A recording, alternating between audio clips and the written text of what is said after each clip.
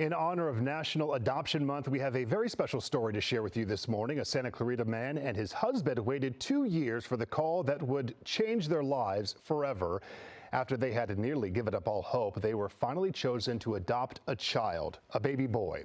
Inspired by the true life story of his son's adoption, Swain Ferguson has published a children's book. It is called Love Without Wings, an adoption fairy tale, telling the tale of two kings in search of completing their family.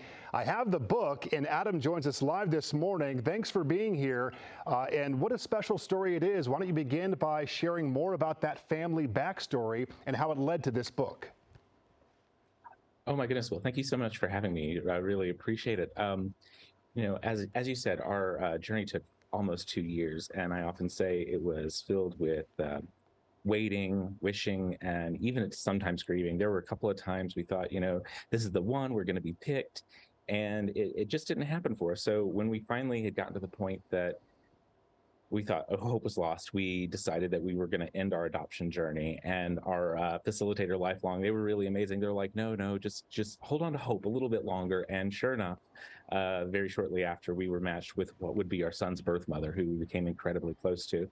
And shortly after our son was born, I started filling up his nursery with books, because I think that it's important for children, to have literature from an early age, to always be reading to them, even when they can't understand, because it helps build language and, interpersonal skills.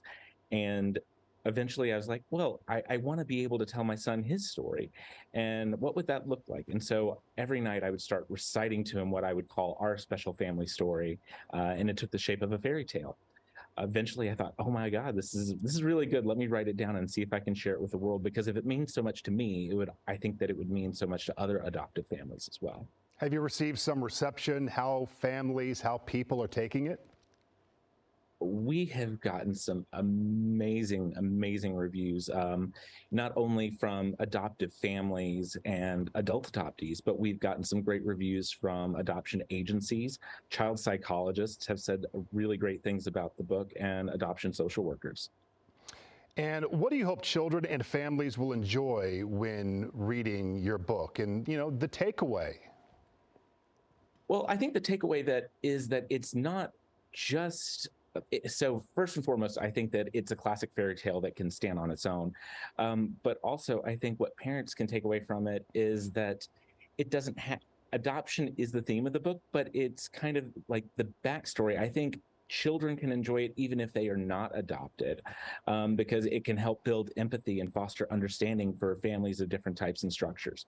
So I think that is really the message of this book. And,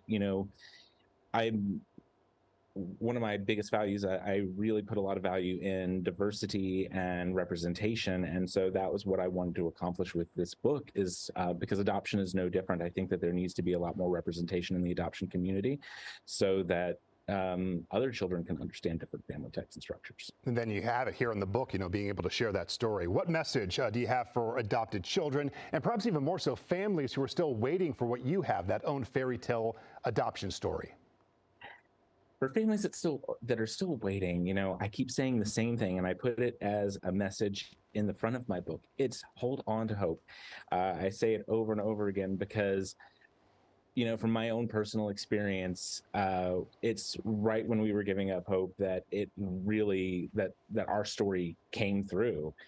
So to potential adoptive families, hold on to hope. It's not going to be your income. It's not going to be where you live. It's really going to be about that personal connection that you can make with a birth family, and how important those birth families really are to our story. We wouldn't have our children or our families without them. So it's also important to really honor them as well. That's also equally important for the child.